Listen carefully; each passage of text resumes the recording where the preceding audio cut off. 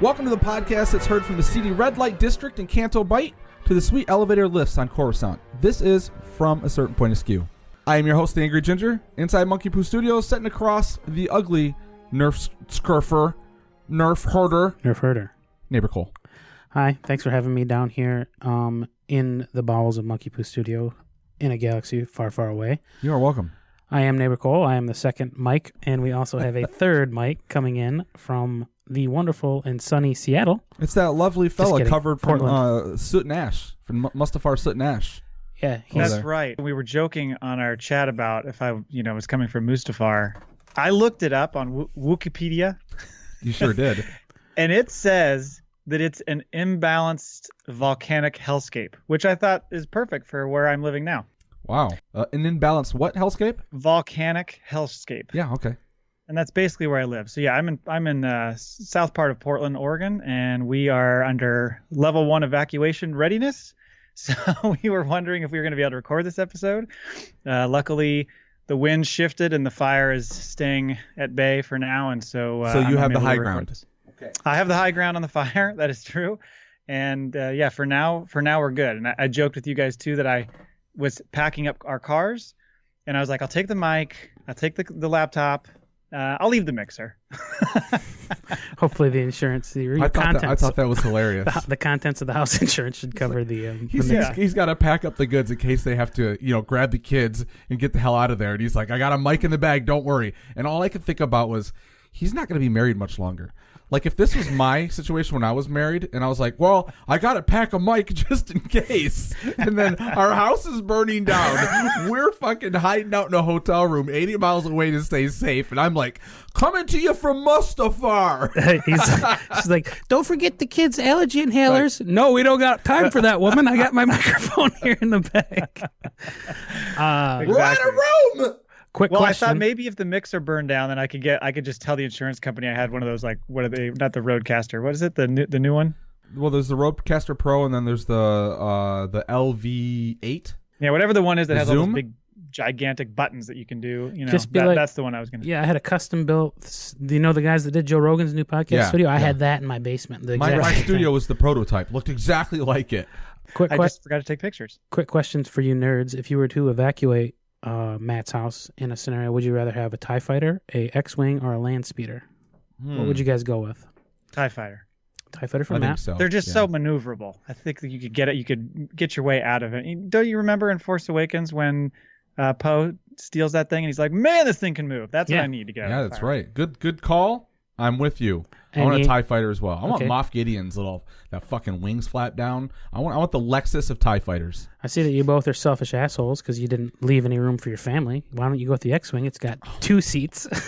Well, I've got 5 kids, so I set you guys up real good. There is a seat in the back of the TIE fighter. Remember, that's what Finn's sitting in. Boom. Got me. Yep. Okay. Yep. All right.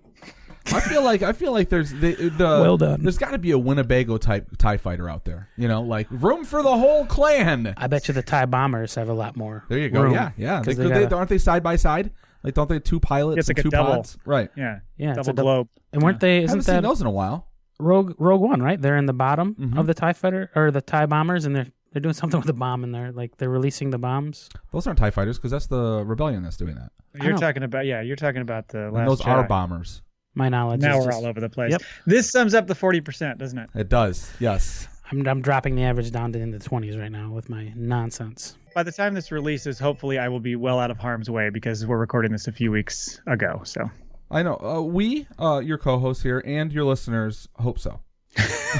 Great. Otherwise, you guys are a 2-man show going forward. Do us a favor. Before we get into our the meat and potatoes of the show, let us know where, as of right now, where the listeners can get a hold of you and the show.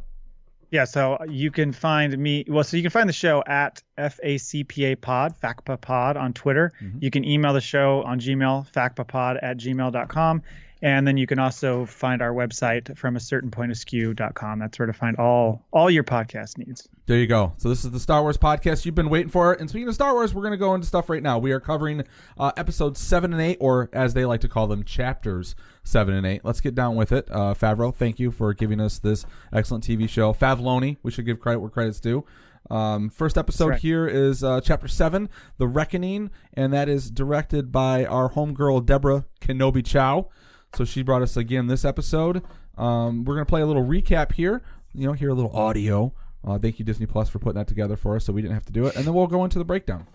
You were hired to do a job, so do it. Isn't that your code? Aren't you a man of honor? I am. Oh. IG unit, stand down! You are a guild member? I have a suggestion. We split the reward.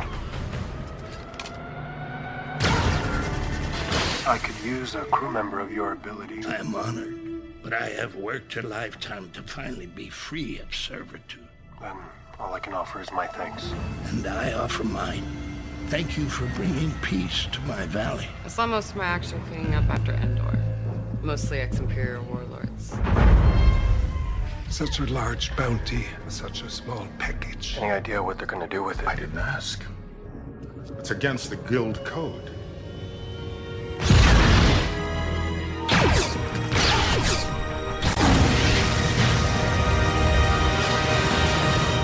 All right, sit back and relax. We're going into episode 7 right now, and just like Mando and Baby Yoda, we're coming out of hyperspace. Zoom! Ship comes out. I swear almost every episode opens up with that. It's just like, oh, look, we're over the head of the Razor Crest, or we're going to come from the side. We're in stars. There we are. We're opening.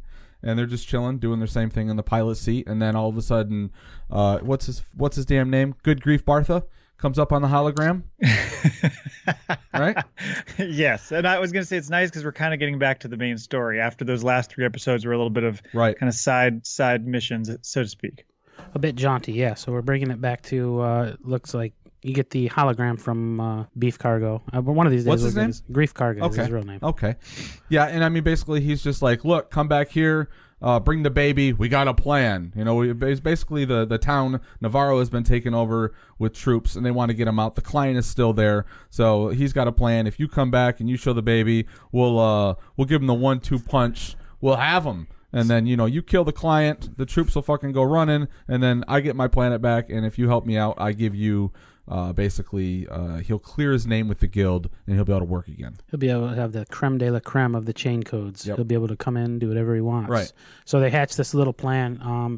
Kind of use the child or Baby Yoda. He's bait. As bait. He's going to be bait for the client.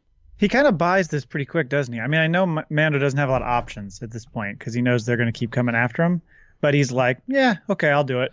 The guy just tried to kill him. I'm not sure if he bought it because of what we're going to see is he, jumps back into hyperspace, lands on Sorgan, and then we go and see. So this is we're basically the first half of the episode. He's going to do a little recruitment. He needs the expendables.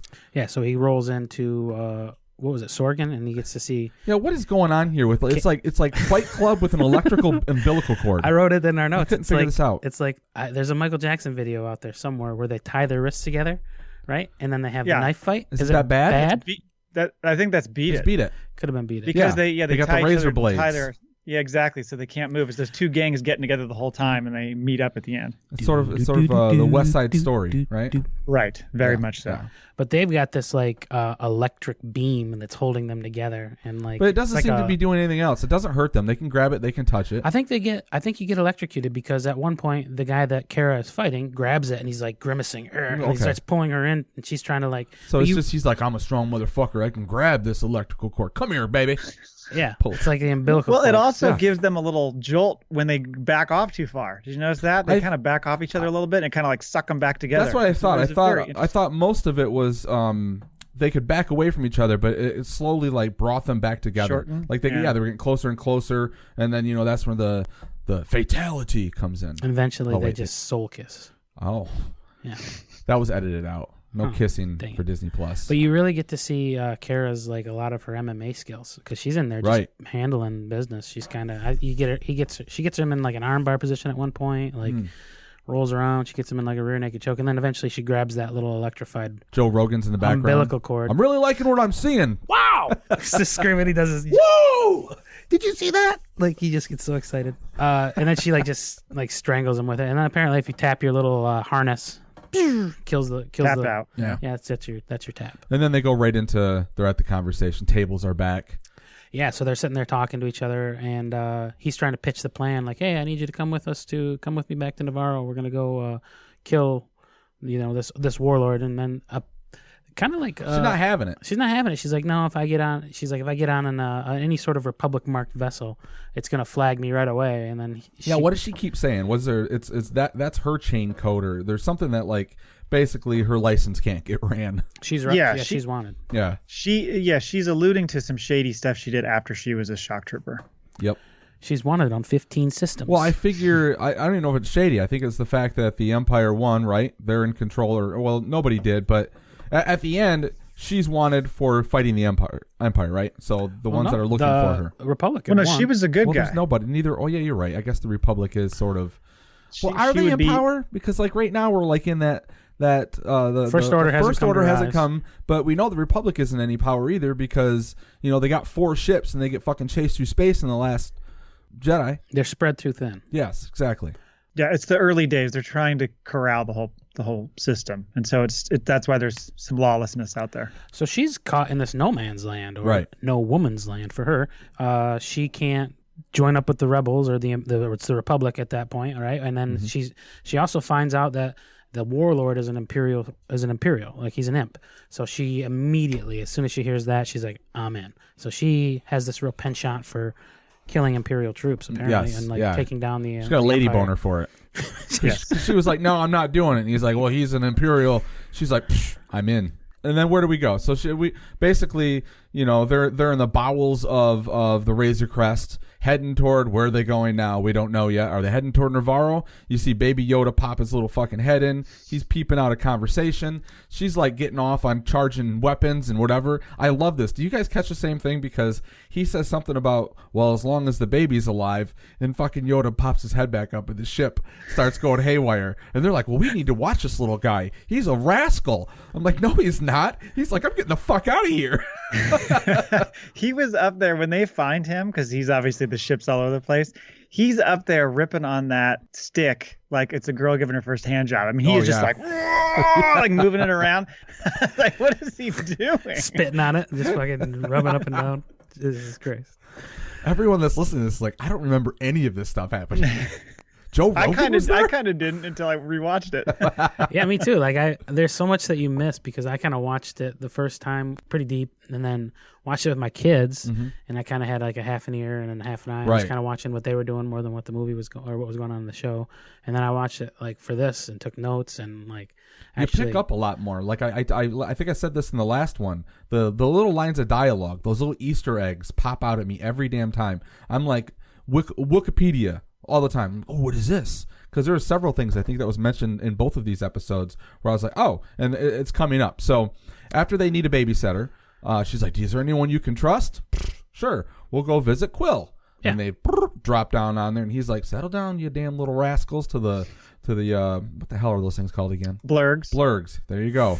Blurgs. And he's just like, come on inside my hut. I'll feed you some soup or some shit. Yeah, and then you get the appearance of IG-11 comes popping in, and you get the real tension right off the bat between Kara and the bounty hunter, or Kara and the Mandalorian, and then like IG-11. There's like a little standoff, but it reveals that he's been reprogrammed to be like a caretaker / he's nurturer? a nurse droid. Nurse droid. Yeah. But before he walks in, this is where you get the big thing, because like Quill's kind of looking over baby Yoda, and the Mandalorian says he thinks that he might be a strand cast. And he's like, no, he's like, I used to work in the gene farms. He's like, he's too ugly for that. Yeah. He's not evolved. He's just whatever. And then he looks over at Kara. He's like, you're straight up line 7. Yeah. This ugly woman over here. And that's where he says, what's he say? He says, now this one on the other hand looks like she was farmed in the Kaido caves of Nora. And I had to Google that, and there was nothing. It was the first time that's been mentioned. So there's several things that I've looked up, and we'll maybe get into some later that I looked up, and then whenever you see the first bit is referenced in the Mandalorian, you're like, oh, okay, so this doesn't go deeper than that, right? Until it does. But now here's where we get our montage. Because Mando's about ready to blast IG-11. Like, what are you doing back here? I already shot you in the head once. Yeah, and that goes and it shows back him going back to reclaim, and like it feels like Quill is like the ultimate like resourceful scavenger. He is. He's like, you guys, Jawa's got nothing on him. No, he's just a one-man army, one-man builder. And then it's a hilarious sequence though, because they're showing him so clumsy at first. He had like to an infant relearn droid. everything, and IG-11's like wobbly on his legs and dropping cargo on little creatures and pouring the blurg porridge off to the side. He's just a mess. It's almost like those 1980s like Van Damme or Seagal movies where one of them gets busted in the head and then they got to come back to life and relearn how to walk or whatever. And you're just watching this droid like lift up a box. I love it where he drops the box on the frog. Exactly. Stop it. And he's like he keeps trying to like pick up a ceramic vase or a ceramic cup, and he just like Yes. he can't control his strength or whatever. I love like when they're getting ready to leave the planet. He's like, I'm bringing along IG-11. He's like, I'm bringing along a blurg, and like Mando's like, a blurg. He's like, I have spoken, and he just walks off. Like, get these fucking blurg out of here. I'm so sick of the blurg. He's all about the blurgs. But did you also hear what he said when? So he was talking to Mando about your distrust of droids, and he said, droids are not good or bad. They are neutral reflections of those who imprint them. Yes.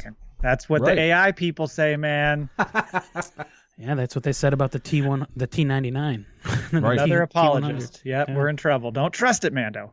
Well, you know what? We'll come to learn that he just might. So here we are. They're on the ship. They're heading to Navarro. We got a little arm wrestling match going on. Everyone's having a good time. Yeah, I don't remember this part. No? I didn't remember this until I watched it again. Little baby Yoda's a little jealous. He's like, get your hands off my Mando. Unmando my Hando. Wait, what? Unhando my Mando. Episode title. Yeah, so he starts putting the force choke on Kara while they're like doing Yeah. And did you guys notice like probably 4 or 5 times, or maybe 3 or 4 times, maybe 2, I don't know. Pick a number. Okay.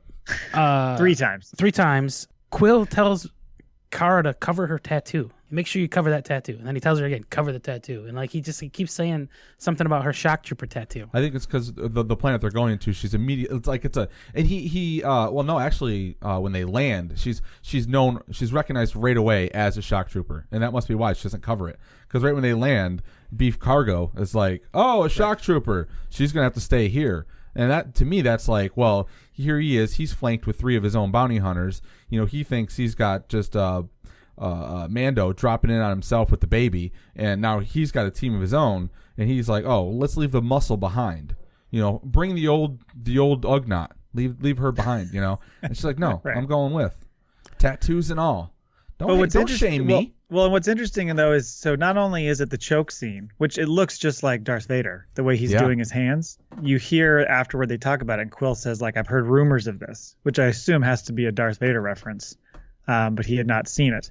So it was interesting. It was interesting to there's been several references by Quill about his servitude to the Empire and all that kind of stuff. So you get a really good sense of his backstory. Yeah, and that seems like a plot hole to me, because don't you think, like, after the events of Return of the Jedi and freeing the galaxy from the Empire, like, that Luke's story and the story of the Jedi would be wide known, or like widespread I think the idea the behind this, because I think the same thing. I think the idea is for us to believe that not everyone knows, because the galaxy is vast. Not everyone is, and we're on the outside of the galaxy. We're on the outskirts, So these people haven't. But it is a little fishy that, like, Mando, knowing, and we'll get into that a little bit with the Darksaber and stuff. Like, if he knows his history, the creed, the culture, the whatever, how does he not know of any stories involving, like, the Jedi? Because the Jedi, obviously, and the Mandalorians have a tied history. Yeah, because he's flown from one side of this galaxy to the other, and he's never heard anything about this all-powerful Jedi. Nope. Well, you're confusing him with Han. Oh, okay. My bad. Just saw an opportunity to seize on a quote that I had in my brain.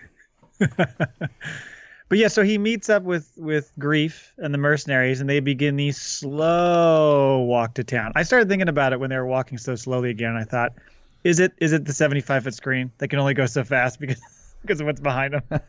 Yeah. But he does ask to see proof of life, and we have to shout out, this is where you get to see the MFDC again. What's it stand for? You tell me. The Mobile Floating Defense Carriage. Oh, that's right. Oh, that's right. I forgot you looked that up. No, I made that up. You made that up. Sorry, He coined that term. That's right. Give credit where credit's due. My bad. Stop trying to make fetch happen. It's not going to catch on. MFDC, baby. So yeah, they're making this slow journey in, and like Beefaroni Cargo has brought with him some 2 or 3 other bounty hunters, right? He's got. I think there's 2 of them. 3. He's got 3. Okay, Yeah. there's 3. There's gonna be 2. And in they might as well just had red shirts on, gone Star Trek way. Yeah, right. Yeah. so you can keep track. Because right when the characters. campfire happens and they go Game of Thrones, and then I'm like, where the fuck did these things come Pterodactyl. Oh attacks. yeah. I was like, somebody just rolled 20-sided die. Like, this is a Dungeons and Dragons scene all of a sudden because these dragons come flying out of nowhere and start ripping people out. You know what? You know what it was? It was the blurg. The fucking blurg. It all comes back to Right. the blurg. They Them saw the dragons blurg, can smell and it. the dragons are like, oh, I'm going to get me some tasty Yeah. blurg meat. It's like And a then- big chicken bone. It seems like they were... Chicken leg. Like, Damn it. You and your damn fucking notifications. it seems like there would be some sort of this group of like well-armed mercenaries would be able to handle these pterodactyls because Either they got a repeating Gatling gun blaster and they're like not hitting anything. They're Terrible all shot. Right. Yeah, And it's it's not like, oh, we didn't know these animals were on the planet. Like, we're not going to walk 75 miles out to meet the Razor Crest and not come prepared for dragons at night. they're clumsy and inaccurate, Right. like a blaster. So, but you know what? We'll give Favloni a slide because so far they've done us right in this whole series. So they get one of these pterodactyls gets a hold of one of the blurgs, and in the process, old Beef Cargo gets the old slasheroni on the arm, right? It's a little scratch. Gets scratched up, and My favorite thing is Mando's like, I'll get him away with fire. he burns It one. did. It Lights worked. That, It finally lights that worked. ass up, man. Good against PVC stormtrooper armor and Dragon against scale. pterodactyls. Fight fire with fire. Yeah. So yeah, like one of the pterodactyls latches onto the blurg, and the Quill starts losing it. You let him go! Like he starts yelling at him. It's like he's got this affinity. I don't know why I keep focusing in on it, but the blurg just fucking blow my mind. That's his baby, man. Yeah. You think he'd have like a walking stick? He's hitting that dragon. Yeah. You let him go. They lose 2 of them though. They're down to 1 blurg, and they lose one of the mercenary guys. So Yep. they're down to 2 mercenaries. That's correct. And I see why you brought that up. Foreshadowing. But here we go. And this is big. This reminded me of why this episode was released on a different day, because this dropped same time as Rise of Skywalker. It dropped right before it. Yeah, the day or 2 before, right? Yes, which is that was one of the things I wanted to point out. It's so interesting the timing for them to coordinate that, to say, hey, we're going to show something that Rey is going to do in episode 9 also. Right. Well, they didn't shout that out, but we picked that up after we saw Rey do it. We're like, oh, they're one and the same. Yeah, because she heals the underground worm, right? That had the issue. Yeah. The Dune worm. I think it would have been cool. They had an opportunity miss if he would have like drawn out the poison. Like if you would have seen the poison like drawn out of the wound and then dissipate into the air. Or he just started eating it. Or he shot it into like one of the other mercenaries and like what was it? Damn it. Green Mile, where he sucks it out and spits it into someone else's mouth. Okay, sorry about that. Green Mile. Dog-tired boss. Okay, so he gets a little heel on, and this is like basically we go into the next scene, and here we are. They're hiking again, and now Grief Margot has changed it. He has changed the song. He's like, oh, maybe these guys aren't so bad. You know, they just saved my life. Right. So he goes all Western style and does a spin and 2 shoots, boom, and they drop. And then he's like, here we go with exposition, man. Well, the plan was... He does. I'm going to tell you everything. Yeah, he does quite a few monologues. He does. He just starts talking. And then I love it when him and I'm going to explain it to you. You spit right on my lip. Jesus. Oh, boy. There's the COVID. You've been infected. I like it when him and the old dude with the accent, the leader of that pod or whatever the hell he is, like the guy that's working underneath. The client? The client, yeah. Okay. They have, would you like a libation? And he's like, oh, what does he say? He says something. Oh, wait. I would be obliged. I want to get to that when we get there. Okay. The dialogue exchange is so freaking funny in that whole scene. It's unbelievable. Werner Herzog, yeah. Yes. Yeah. They're like 2 like barges or whatever you call them. Not barges, but bards, like meeting up and like talking to each other. Just missing their harps. Yeah. They're actually poetically talking to each other. Yeah, not floating trash receptacles. I mean, they're actually. Oh yeah, so he gets his wound force healed or whatever you call it. Does the double cross on the 2 bounty hunters, and then a new plan ensues. Right, they're gonna go into the town, pull the old Chewbacca in restraints move from Empire Strikes Back. Yeah, good call. So comes in and there's only supposed to be 4 stormtroopers. 4 stormtroopers. There's only gonna be 4. Everyone sees right through that. Right. Yeah, it's not gonna happen. Well, the thing is Beef Margot, he believed his own damn lie. He's like, well, there's supposed to be only 4. Or no, I said that only he is protected by 4 is where he comes out with the truth of it all. Yeah, and he was trying to ease the, grease the skids there so that they would be all up for it. Instead of saying, oh, by the way, there's like 50 in the city. Right. There's just 4 that's around him. And this is when Kara decides to cover up the tattoo. So, okay, we're going in town. I'll play along. Right. You know. And Krill heads back, right? Gets on the blurg, takes Baby Yoda, heads back to the ship. Right. And Mando's like, engage the ground defense protocol. Nothing on this planet can get in. I got that written down because did you guys catch on this? Yes. Engage ground security protocols. Nothing on this planet can penetrate the ship. Except for maybe a fucking few handfuls of Jawas and a screwdriver. Like anything. The fucking ship has already been dismantled. He's like, he hits his helmet. I forgot to set the alarm. Damn it. Are there Jawas on this planet? I can't remember. Maybe there are. We see them later. So yes, they would have been able to penetrate. I bet you it's just like a laser, like, waist high that you could, and they just limbo underneath it. That's right. The other thing I thought about having known what happens later is, there's no time rush here. Why don't you go ahead and let Quill get all the way back to that ship before you head to town? Because then he might have made it. Yeah, no kidding. Like, yeah. What's the hurry, boys? Sit down and have a little bit of the blue drink and sit, right. chill out, and look for dragons in the skies, and then you're fine. Okay, so we're in the town. They are meeting now. There are only 4, but conveniently, as the client's all happy, and go ahead and I guess get to the part where they have their conversation. Well, but real quick before more troopers come rolling in, they start getting flanked, or they're just like, what's going on here? I like the little interaction when they come up to the gates and there's 2 stormtroopers, and he's like, "I'll give you 20 credits for the helmet," and he's like, "No way, that baby's going on my wall." Like, it's my trophy. Yeah, Grief Cargo is like, he does a little bit of improv there. He's good, yeah, because he's believable in his lies for like anybody he's talking to. Yeah, he's a shady, but then we kind of learn soon that he's like a bit of a diplomat, so he's used to lying to his peoples. Yeah. Well, to your point earlier, Cole, he says, "Let's celebrate the closing of our shared narrative." Yeah. That's what the client says to him. And then he starts kind of talking mad shit about like, why didn't Mandalore why did they resist our expansion? Right. And it's a bit of a kind of a foreshadow to what we see later with Gideon in the next episode. But he's like, the Empire improves every system it touches. Mm-hmm. Does it now? I mean, what's your metrics for improvement? He lists them. Yeah, right. But like blind loyalty, it has to be like one of them. Crushing, like, right. Our healthcare plan is better than everyone's.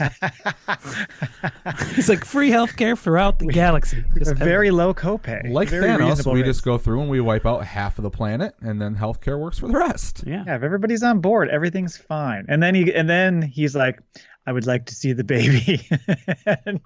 and Greek embargo goes, "He's asleep." And he's like, "We will all be quiet." Yeah. I just did an Arnold. Sorry, that's not really. We'll all be quiet. Get to the chopper. I sent him back to the Land Cruiser.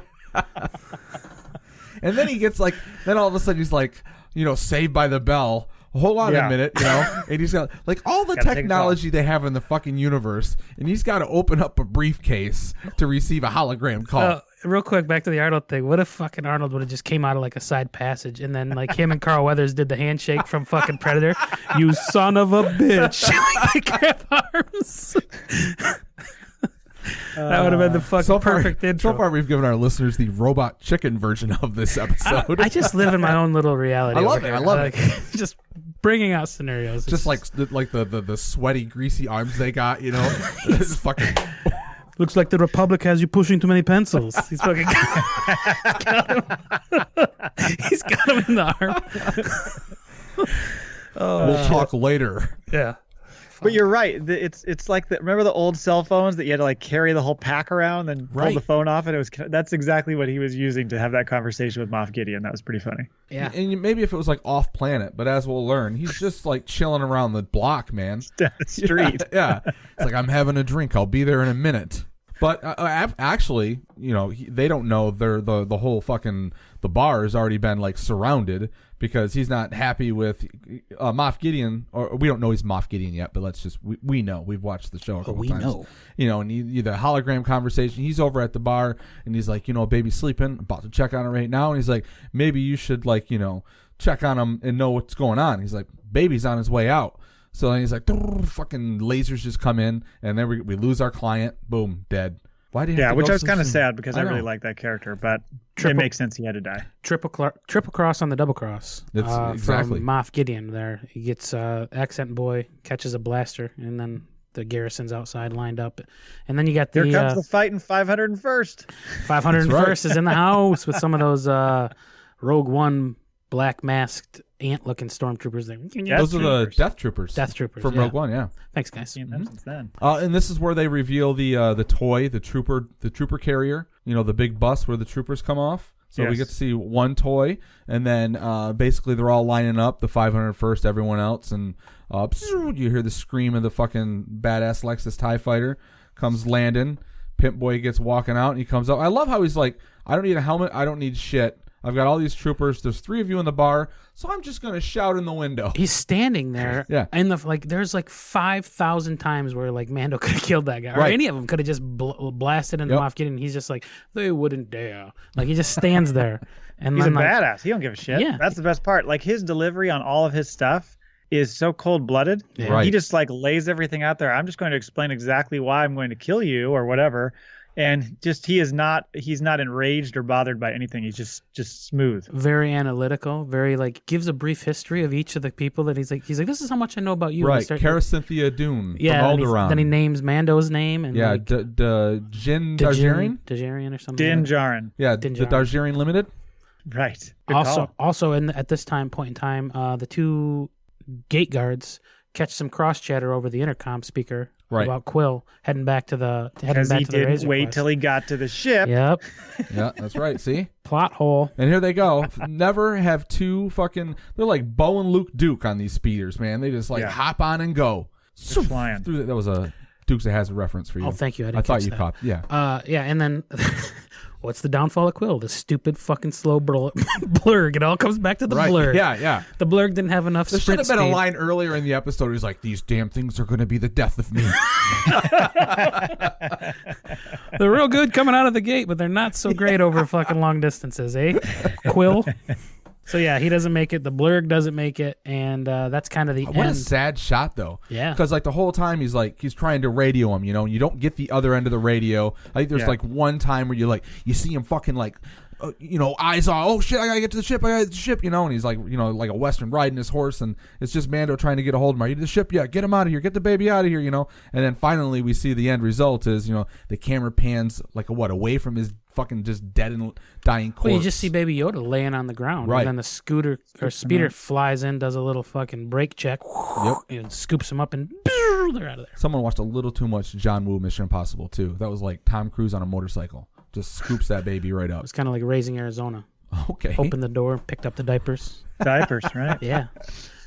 Did you catch what Moff Gideon said though? Right at some point, I think it was just before that scene, but he said when he was talking about the baby. He said it means more to me than you'll ever know. Yes. So that's a little bit of foreshadowing to season 2 when we try to figure out exactly what that meaning is and why they're so hell bent on getting him. How about it has to do something with the Force, right? You would think so, but yeah. I mean, I don't know the extent of it and all the ins and outs because we certainly don't know everything about Moff Gideon What yet. if we find out that Baby Yoda is his apprentice? Interesting theory. Yeah, but he's not Is he Force sensitive, Moff Gideon? In this season, we don't see anything other than the Darksaber, but if you've read any of the interviews with him, he is a blabby motherfucker. He's like, oh, let me tell you about my character. Nonstop. Esposito? Huh? Yeah. He does. He likes to talk all about it. Yep. He was saying all sorts of things about how he's going to have like a showdown with Mando. Yep.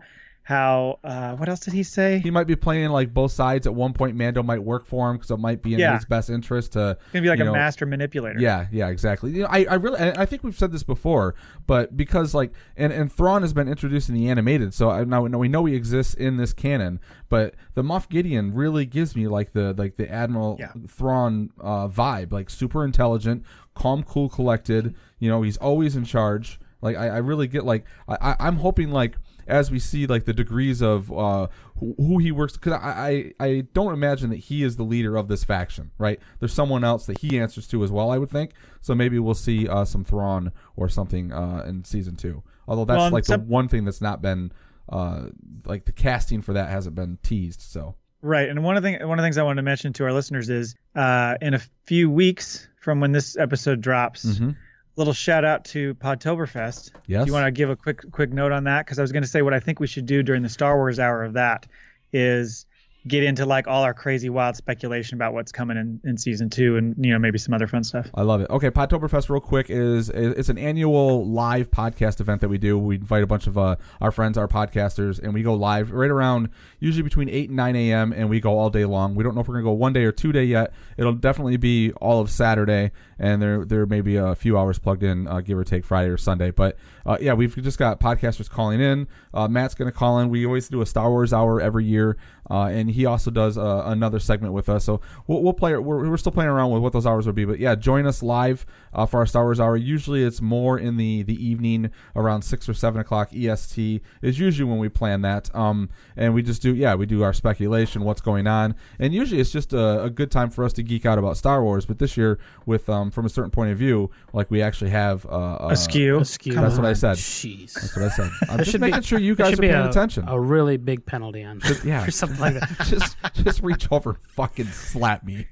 Did you say the dates? Is it 24th, 25th of October? I don't need to now. There you go.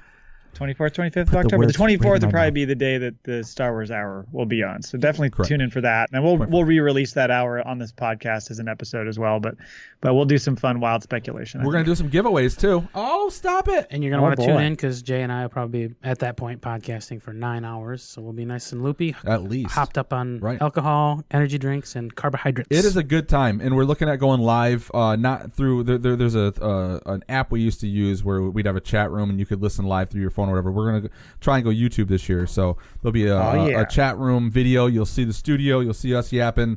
We'll have Matt on screen as well. Yeah, it's going to be a good time. So join us for Podtoberfest the weekend of the 23rd through the 25th.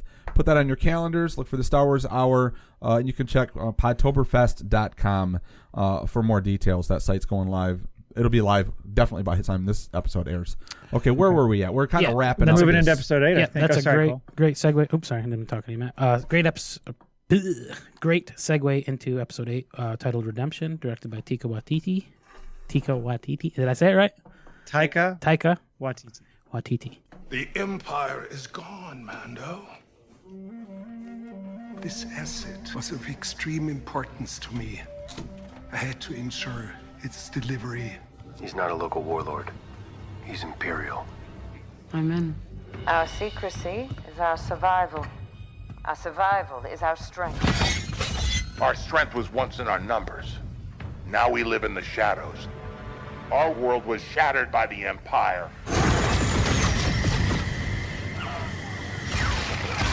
You're going to have to relocate the covert.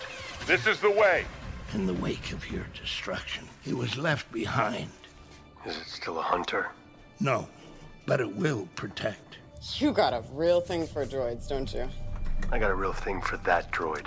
Let me take the child to him. Just kill him and get out of here. We both need the client to be eliminated. He's right. As long as the imp lives, he'll send hunters after the child. It's a trap. Have they brought the child? Yes, they have. You have something I want. That's Moff Gideon. Are you there? In a few moments. Quill, are you there? It will be mine. Oh, breaks my heart just hearing that because we know Quill's not there.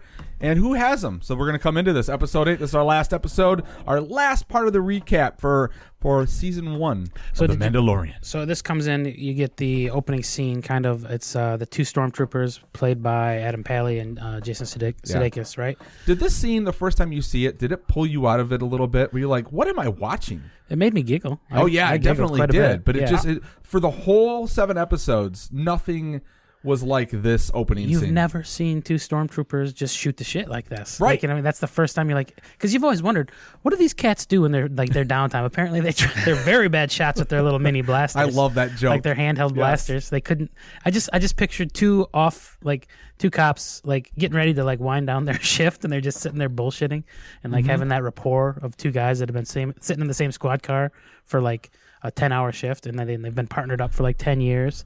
So they're just like, they know each other. They know their kids' middle names, you know, like they know everything about each other. They're like best friends, but then you get to kind of get that vibe from them, and you get that look into. It's like a love-hate relationship. Like, just let me see what's in the bag. Moff Gideon's already killed 3 people. We're not going to look in the bag. Yeah. Hasn't moved in a little bit. Fucking punches it. I thought it was one of the funniest scenes in Star Wars history. Oh, yeah. They always have. We talked about this before. They always have some humor. This is clearly, I mean, Taika's episode because they spend so long on it. So I kind of kept track just because I was like, how long? They're going on for like 2.5 minutes before IG-11 shows up. It's a long scene, and this is kind of back to what we've talked about too with series, the fact that they can take the time to do this stuff. They can really like paint the canvas here and give you the full picture and the full world instead of rushing through it. That never would have happened in a movie.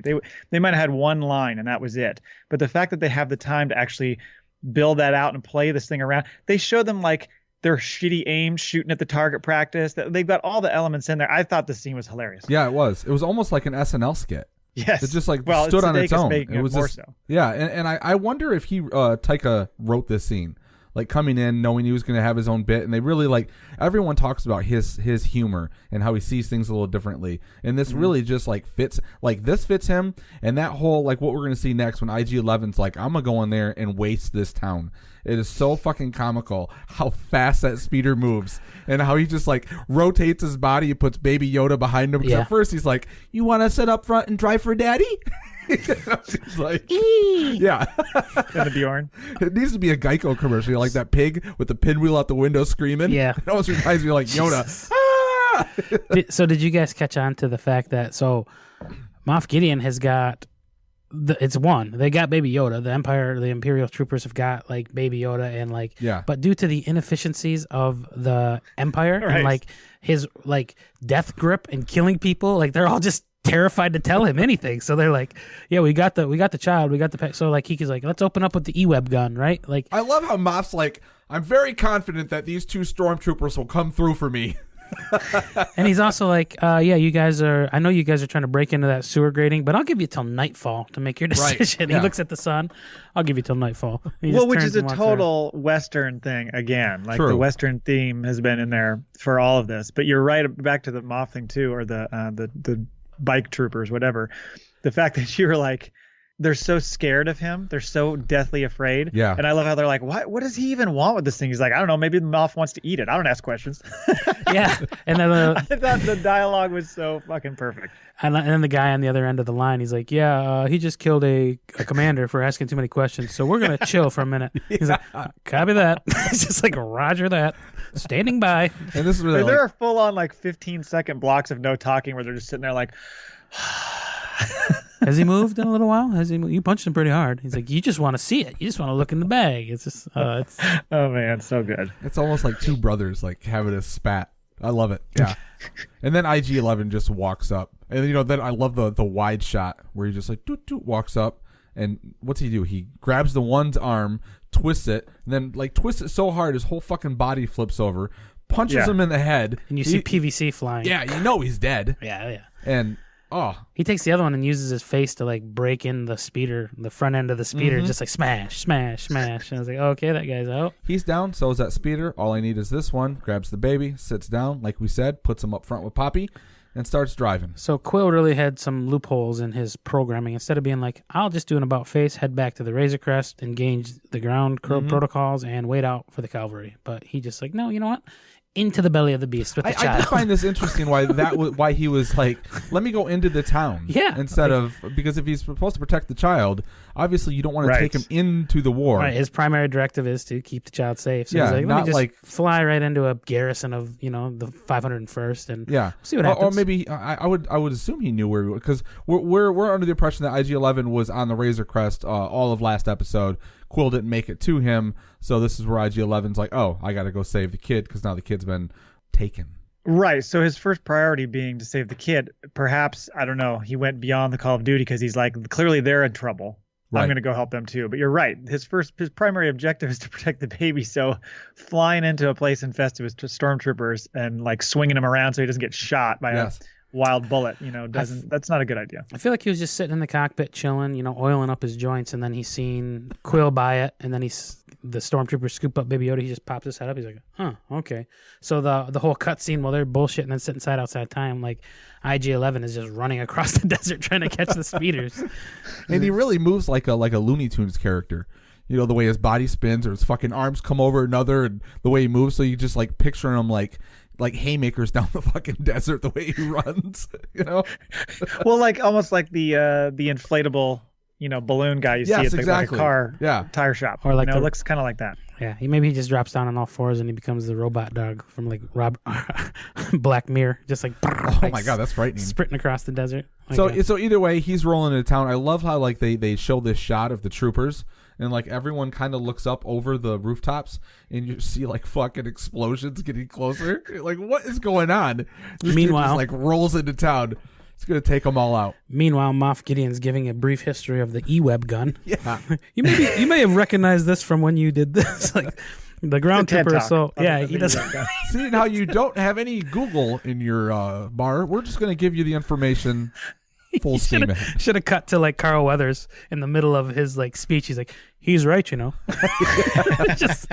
he's very, very eloquently spoken. Nice summation, Moff. You'll see that the E-Web gun has now been fully built. But little do you know, there's a little power charger here off to the side. This little box that if I shoot this is going to cause some real shit. Foreshadowing. Now, this is as they build the E-Web is when he also says, "I'll give you till nightfall." Correct? Yeah, they're hatching the plan to escape in the sewers, but apparently this isn't like a sewer grating from New Hope where they can just blast it and dive in and drive it's been reinforced. It's like the trash compactor scene, right? Like it looks exactly like that thing. Yep. I don't Apparently, know if Leia had a better gun. Yeah, I don't know if that's a callback because it was or not. one blast. Kara's over here with this freaking minigun, and she can't get the damn thing open. Someone should have done. She probably kept hitting the holes. Yeah, right. Just like how she couldn't shoot down the dragon. She just kept missing the whole time. Someone should have given him a into the trash, or what is it? Into the trash compactor flyboy. Flyboys. Like yeah, into the trash chute flyboy. No one said that. But this all ties together. So IG-11 rolls into town, basically rolls through them like dominoes. This gives them the heads up, like, oh, we're going to go out there and shoot them up too. So Mando goes rolling out there like fucking slow-mo cowboy, just starts taking them all out. We skipped over, though. They give he reveals Mando's name for the first time. Moff does. And then he also gives like you get a brief history, a flashback of Mando. Oh, that's right. This is the montage this episode. We kind of knew he was a foundling, but it kind of just confirms everything that we did know. And then later on in the episode when he goes and talks with the armorer, right there in the sewers, right, that kind of we get some more info. Yeah, a lot of we delve into the mythology a little bit because in this one, we see his parents take him to the bunker. Parents are probably dead. We see the big Cylon looking robot. I don't know that robot's name. I forgot to look it up. But we've seen the body of that a couple times. This time we see the blaster shot. That thing's brought down, and then we see a Mandalorian come into frame and lift him out, and then he's like rescued. Jetpack. Quick and all. Sidebar. What a great shot. I'm sorry, but I just want to like go ahead.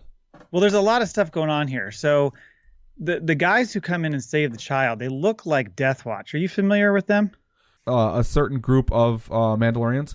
Yeah, it's like a sect of the Mandalorians who kind of break off. They're considered like a terrorist group or whatever. But because they're always in that kind of blue look, I think they might have been Death Watch, which is, if they are, is really interesting because they were led by a guy named Pre Vizsla, who you, I think, are familiar with that. Correct. Who had the Darksaber. Who had the Darksaber at one point. He of course in Clone Wars, or maybe it was Star Wars Rebels. No, Clone Wars, I think. He was voiced by Jon Favreau. Yeah, that was Favreau. Yes. Right. So back in the day, he wanted to overthrow Satine, who I've mentioned before was Obi-Wan's love interest. Yes. So he joined with Darth Maul, because he was still alive. And they took over Mandalore and imprisoned Satine, and then Maul challenged Pre and defeated him and got the Darksaber from him. Yes. So this Darksaber tie is coming in at this point, which I thought this was all really interesting because of how deep this goes. So essentially, Maul becomes the ruler of Mandalore at that point, but Bo-Katan, who's going to be in season 2, supposedly, that's Satine's sister. Stay with me. Satine's sister. I had to write some of this down. Yeah, who is also Bo-Katan is voiced by or played by in the cartoon and now will be played by in live action by her name escapes me from Battlestar Galactica.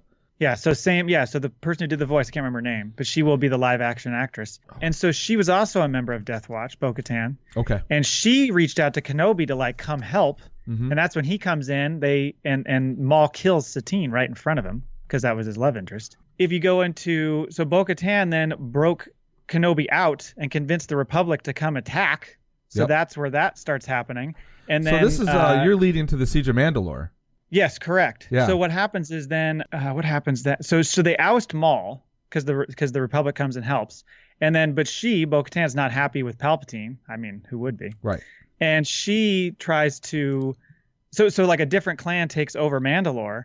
And then you fast forward to Star Wars Rebels, and that's when Bo-Katan is given the Darksaber by Sabine Wren.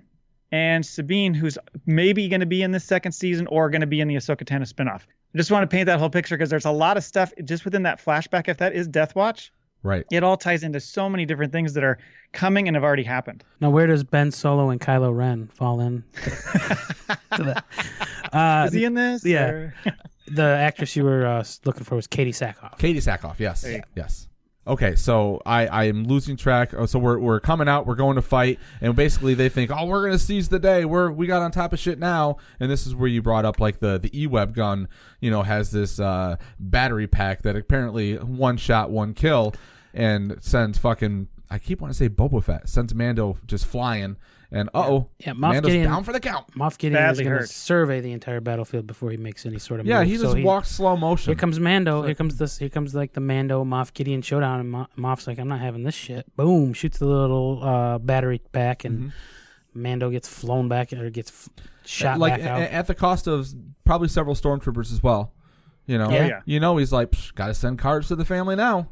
No, he ain't sending no cards. No care package. He's not sending those cards. Yeah. So Mando's laying inside of their little hovel that's being sieged. IG-11 starts like working on the sewer grate because apparently he's got the arc welder in his inventory that he can cut through the through the sewer grate. So he's more handy than C-3PO. Oh yeah, he makes C-3PO his bitch. Yeah, he does. C-3PO and R2-D2 together. Also, you get a little shout out to the R2 droids, but it's like a human version. Like, later on when you get when you get onto the actual barge, barge reference, not a bard. So yeah, we're back in there now. Now they're hiding for cover. They're kind of Mando's they're being taken over now. Grievously wounded, laying there on the ground. And then he's kind of giving them the old, "Just leave me behind. I'll stay back and guard your six." You get the introduction of the fire trooper, the stormtrooper comes in with his little. What a fucking paint job! Which is always a bad idea. Someone with a canister of like compressed gas on his back. Who's the kamikaze kid that decides to be like, yeah, you know what? Throw the fucking cylinders on my back. I'm going in. Nothing bad can happen here. Don't turn around. Whatever you do. Yeah. You think they'd be, have a little bit of shielding over them or something, but nope. And this is where we see badass Yoda. This guy's going to come in and light them all up. And Yoda's like, I love the shot, like the low camera shot. And it just comes in over Yoda's head. He's like, oh. He should have turned and gave it the old. Yeah, it just looks over his shoulder at the camera. Just a thumbs up. I got this. Gives you the hand, then like shoots it back. So he reverses the fire onto the fire trooper. Yep, blows him right out the hatch. Causes a backdraft. Kurt Russell comes in out of nowhere, puts the fire. Wow, I didn't even see that happen. Ron Howard was like, I got an in on this Star Wars stuff. Come on in, Kurt. He's talked to his daughter while she was directing the episode. Hey, I need to get in on this. Yeah, there we go. They're all over the place. Kurt Russell in Star Wars. That would be fantastic. Hell yeah. Wasn't he? Let's cast Kurt Russell real quick. He was an original for Han, right? He went for it. Nick Nolte as well. Anybody who was in Hollywood went for those roles. I love watching those old casting tapes. They're so funny. Don't you love how the fact that now to this day Nick Nolte's like tried out for Han, ended up Quill. Yeah. Not too bad. Ain't nothing wrong with Silver. Got there in the end. I could have played him for real. Cracked that egg, didn't I? So Mando's trying to like convince them to leave him behind. They leave him with IG-11. IG-11 stays back. And how awesome do you think Favreau was when he was writing this shit? And he's like, oh, he can take his fucking helmet off because IG-11's not alive. Right. So he's like feverishly pouring fucking whiskey. Cheers to the Favoloni. He's like, I've cracked the code. So they get the face review. You get to see Pedro Pascal's face, and like apparently he's got some Bactine spray that's gonna like revive him. Who needs a whole tank? It's Bacta. It's not Bactine. Bactine is what we as kids had our mothers put on us that stung like a motherfucker when you got a cut. I was being a bit loose with the definition there, trying to make a play on words, Matt. But thank you for pointing that out. I'm sorry, I was taking it literally because Bactine brings back bad memories. What? I was going to say, when Lucas was first typing out the script, he had no end key on his typewriter, so it was just backed up. Fun fact. No Bactine. Yeah, I'm sorry, I didn't mean to trigger your childhood memories and give you PTSD, Matt, but it was that shit stung, man. It was Bacta spray, everyone. Everyone got it? Bacta? I still remember the Always- white bottle with the green lid. I could see it right now in my nightmares. Right now, Matt just got done putting on sunblock. He's inside. We couldn't afford the Bactine spray, so we got Banaka sprayed on our shit. Oh, yum. Oh, ouch. Feel the burn. Okay, so IG-11 gets him up and running. He puts the Bacta spray in his veins, and then they make their way back down, and they reunite in the tunnels. And you go down below, and you get to see what was the name of the Mandalorian hive? Yeah, we're in the bowels until they reach that part of Nest. What was the name of it? Covert. Covert. Covert. Covert. Not maybe? the convert. Covert. I think it was covert. Yeah, Covert. Okay. because he said I've only come in through what do you say, the bazaar or something. He's only coming through the one entrance, so he wasn't quite sure how to get there at first. Right. And you see there's a pile of Mandalorian armor. Like, Right, now did you take that these guys abandoned ship, or that those were just the armor from all the dead bodies? I took it dead. Dead? How about Yeah, I wasn't sure how to take it because she seemed pretty calm about the whole thing. So I don't know if they're not going to leave their armor though, right? So I mean, they had to have died. But like, where are the bodies then? Did she like go out and like confiscate the armor, bring it back down, pile it up, and she's just like, what happens to her? That's my question. Fucking nothing. That's the You big- see, this chick's watched John Wick on replay for the last 182 years. So real quick, they give the armorer shows him the way, right? Like gives him all the information. You are now this child's father. Yeah, as she he's gives now, him the signet. He finally earned it. He's a foundling. Baby Yoda's now a foundling, Right. And she gives him more like Jedi education. Right, you act as, what does she say? You act as this child's father until he's reunited with his parents. So that's setting up season 2. Or he comes of age. Comes of age. I mean, how long does that take? He's a with foundling. He has to find his own kind. This is the way. Yeah. Mando's dead and Baby Yoda's still 52 in his years. And that's the whole setup for season 2 right setup, there. right? Yeah, so he's going to be searching for Baby Yoda's parents. So or Jedis, someone that can take them under his wing. Yeah, his kind, his people, or And you get this mysterious signet. He earns this signet, like you said, but it's like of 2, there are now 1 or something. Yeah. She says that, right? So, and you see the signet. Did any of you, with your geek knowledge and Star Wars knowledge, know what she was talking about there? I think it was the Mudhorn. I think it was. She said you're now a clan of 2 because he helped take down the Mudhorn. Yeah, that was my understanding. You're right, because she asked him. She goes, "Wait, this is the one that helped you with the Mudhorn?" And he says, "Yes." So yeah, that was the Mudhorn was the insignia I think that they use to make the 2 of them one. That was what she used as the that's what she went with. She was like, you know what, their origin basically was there, but he did not earn it at the time because it wasn't a rightful death. But because now he's tied to them, I think she went back to that bit of an origin, and she's like, here, this is what your signet will be. That's how I took it. So then he gets the jetpack. Right. The Rising Phoenix, right? But then you also get to cut to the Mandalorian armorer. She's on her frickin' knees, like she's got a cudgel, and she's got, what is the other thing? Like it's like a wrench. It's like a wrench and a splitting or like splitting headache giver. I'm trying to think of the stupid sledgehammer. Jesus, she's sitting there like arms crossed, just meditating, and then the gang of stormtrooper bullies comes walking in. Hey, like prods her. And then I was gonna say, I don't care who you are. You get shoved in the face like that, you're gonna start kicking some people's asses. Yeah, it's like in football. If you ever played football, your coach would ever use his whistle and hit you on the top of the helmet, and it would just amplify in your ears. Oh, fuck that! You probably didn't know about that. You were playing comic books and I only wore a helmet to bed. Getting stuffed into lockers. Life helmet. Went to bed. It broke me. Sorry. I never knew where the abuse was going to come. Just picture you in one of those shaping helmets those kids wear. Sleeping with a deformed skull. Sleeping with your retainer in. I slept with a stormtrooper helmet on, is what I'm saying. Our football coach used to throw the ball at our helmets when we weren't listening. Yeah. That'll wake you up. Yep. And not like a friendly toss. It was like overhand.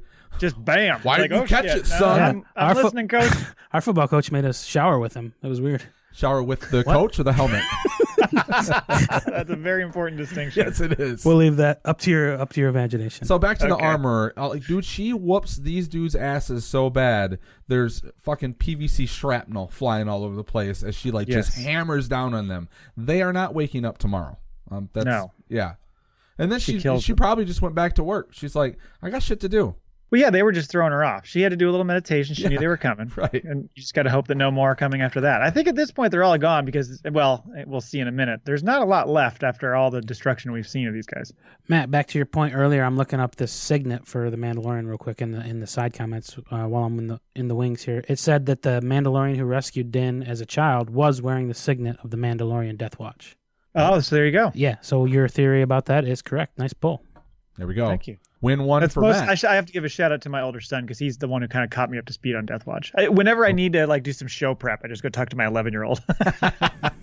You were just completely replaceable. You're like replaceable with him. You should bring him in. I can't make it this week. I'm sending in the 11-year-old. That should exactly. Yeah. He can step right into my spot. There'll be all of our kids will take over someday and form their own show. Right, we're gonna leave it to them. 100th episode, we bring in Carter, Cole, and your son, and let them do the episode. Let them do the episode. There we go. All right. And we'll critique them from the sidelines. No, that's not right. Throw something at them. Get closer to the mic. You guys didn't say fuck once. What's your problem? We'll make them wear football helmets and we'll throw stuff at them when they get something wrong. That's a good idea. So where are we? Oh, we're making our way to the River Styx. Yeah, now we're at the lava river. We see the barge. She uses her Gatling gun to free it from the thing so it can float again. They get on there. Of course, he's not fans of droids, but giant R2-D2. I mean, basically, he's like, I've been to Italy before. I got this. That's right. And then they start floating down and they're thinking they're good to go. I love the cut. Like you don't know how long they've been on that river. It does like a quick swipe. Right. A little bit later. Yeah. But then they realize that there's a whole platoon of troopers sitting there at the end waiting for them. And so they're like, well, we're screwed. And then IG-11 decides to go all Doctor Strange on us and be like, there's only one way I see this working, and that is if I die. Good. There's no scenario. He did. Yeah, no scenario in Where I Live and the child or something like that. Quick sidebar. At what point did the Mandalorian armorer give Baby Yoda the necklace? He did. Who did? Didn't he? He did as he was dying. Yeah. Yeah, when he was fake that before. Yeah, yeah. When he thought he was going to be a goner and they were taking him away, he gave little Baby Yoda the necklace as a teething ring. Yeah, almost. exactly. Yeah, This fucker's got to play with something all the time. Yeah, so this ought to keep him off of our joystick. Should have made it more phallic shaped for him. So yeah, they know that the troops are in the mouth. IG-11, he's going to take the hit for everybody, and he goes walking out. But hold on, I love what he says to Mando before that. Mando's like, "No, you can't." And he's like, "There's nothing to be sad about. I've never been alive." I'm not sad. I know. I'm not sad. You're sad. Like totally takes your rate, and you're like, "Oh, okay." But I love how Mando finally attaches himself. Like he's got a little respect for a droid, and poor Mando. Every time he's got affection for something, they have to die. Has to die. His friends are dead. His parents are dead. It's a bad sign. IG-11 also does Grandma from Dante's Peak. Jumps out of the boat. Exactly. You know what I mean, right? Yes. She's like, just walking through the lake of acid. Walking. I was just looking for Pierce Brosnan in the boat. Grandma from Dante's Peak. What a pull. Was that Linda Hamilton? Yes. She the woman in that? Yeah. Okay. Yeah, Linda Hamilton. Yeah, so he walks out there and he finally gets to detonate himself. Yeah, he's been trying to do it since episode one. Yeah. Yep. No, don't do that. So yeah, he goes out there. IG-11 gives him the old blasteroonie. They all blows up all the stormtroopers, and they think they're home free. The little barge comes floating out of the episode tunnel. Is like the fucking movie Speed. Like every time keeps going. Just every time you think they fucking made it. Nope, plot twist. Pop quiz, hot shot. So shoot the hostage. They're floating merrily down the river, and all of a sudden you hear here comes Moff and his TIE Fighter 2.0. Fucking bragging. He's got to just show the Lexus off. Yep. He buzzes the tower. Doesn't get him on the first round, which seems to be like a bit of a off character for him. I don't picture Moff Gideon as being the guy who misses his first flyby. It feels like it was a warning shot. Like he was too confident. He's like, yeah, fuckers, you got my stormtroopers, but look what I got. I'll give you a little. He's kind of tormenting them. Fire across the bow. Yeah, they're like little roaches to him. Yeah. Then I love Grief. Come on, do the baby hand thing. I know. Forgot about that. Yeah. and then it actually does it. It actually puts its hands up. Oh, yeah, he just waves at him, and he's like, I'm out of ideas. Everybody's like, what are you doing? So old Mando, or Din, throws on the Rising Phoenix and gets ready, and she kind of gave him a warning, like, don't try to fly this thing without going through. He doesn't have his hours in. Yeah, put your hours in. Get your flight log in. Yeah, driver's training. But he just does a quick little burst into the air, right? Flies up in the air, shoots the grappling hook. I'm surprised he didn't try to go with the fire. Try to burn the TIE Fighter out of the... burn the windshield? It's his first go. Didn't work again. I love how it didn't rip his arm off.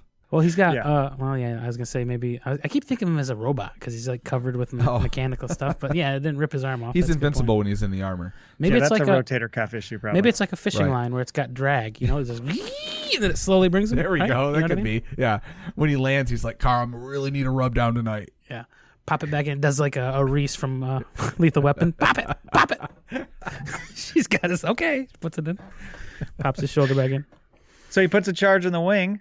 Yep. Drops the first one. I love that. Oops. Then puts the other one on the wing and then flies off. And that's the first time you actually see any sort of emotion from Moff Gideon. He's like, no!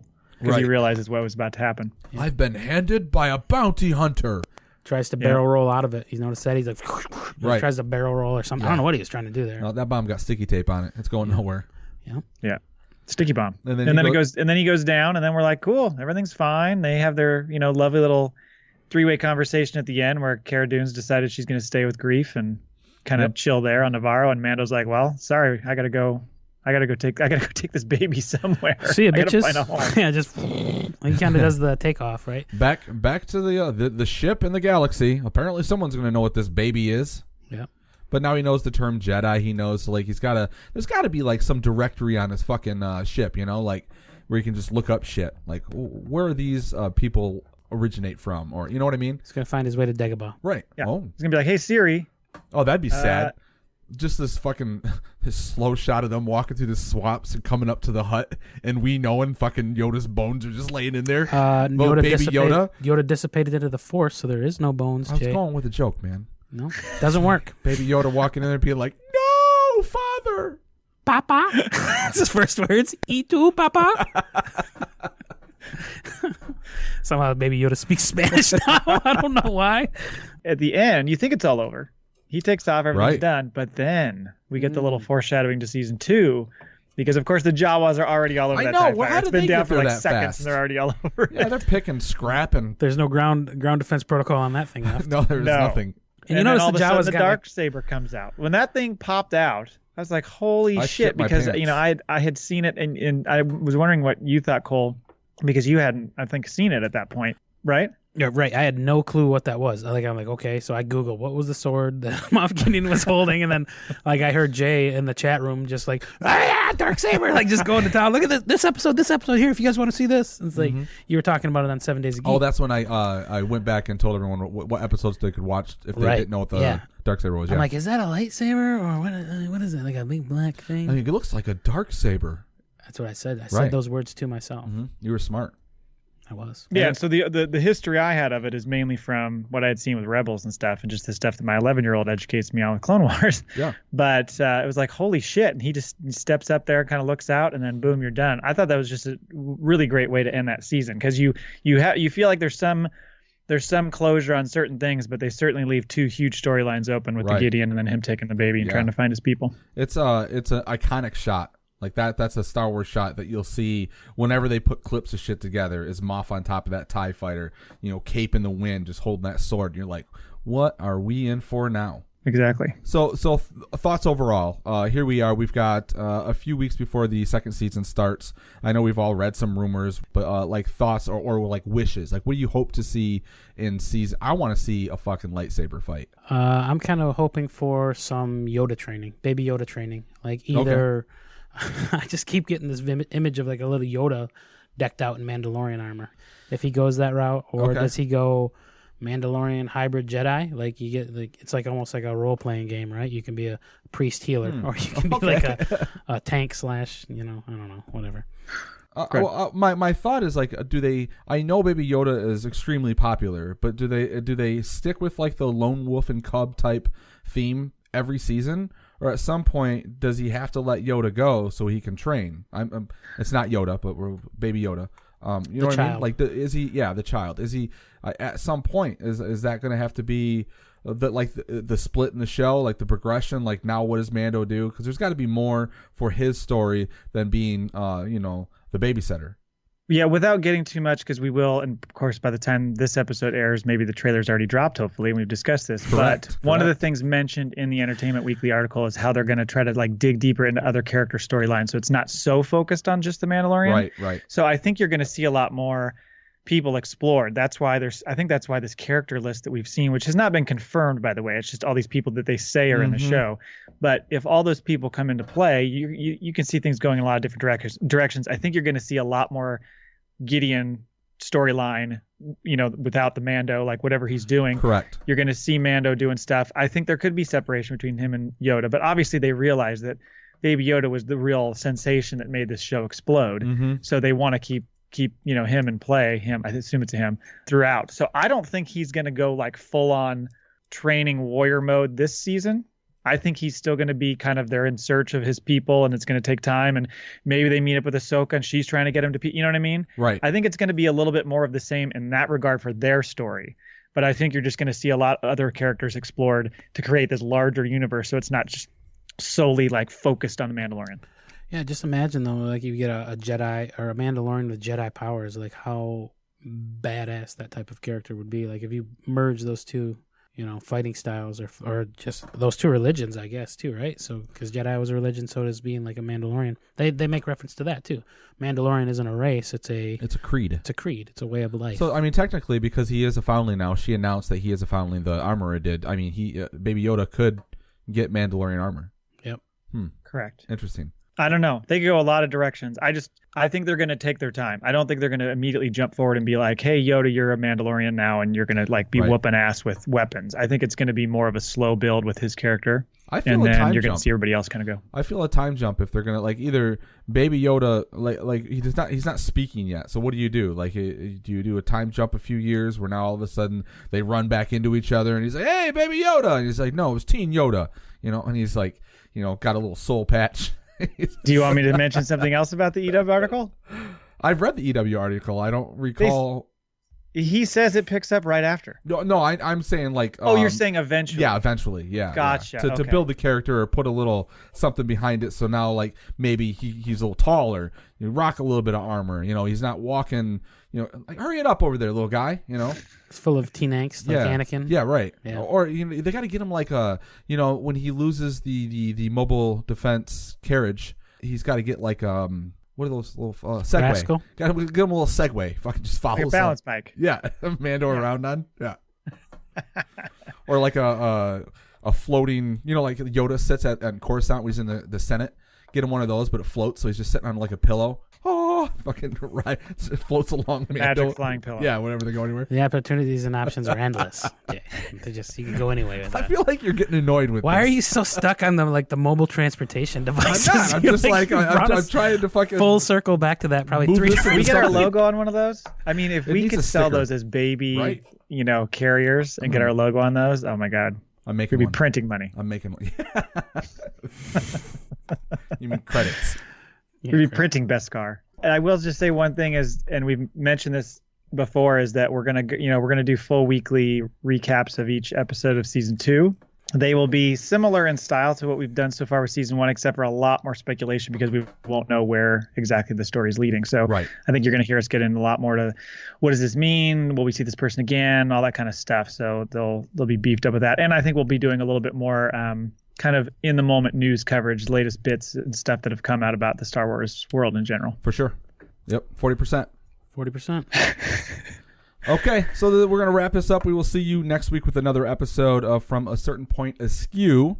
2 things real quick. 1, remember, FacpaPod on Twitter, and FromACertainPointAskew.com is our website. Yes. And also, we do have a store if you want to go buy a shirt with our logo on it.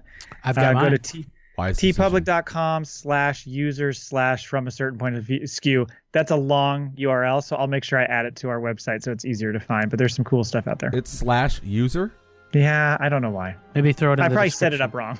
I'm sure Matt will throw it in the description as well. Yeah, I'll be in the show notes as well. Yes, for sure. And if you check our Twitter feed, I'm sure you can scroll a little bit and you'll see links to shop for it there. Okay, that's it. That's a wrap. So until next time. Never tell us the odds. I got a bad feeling about this. We have spoken.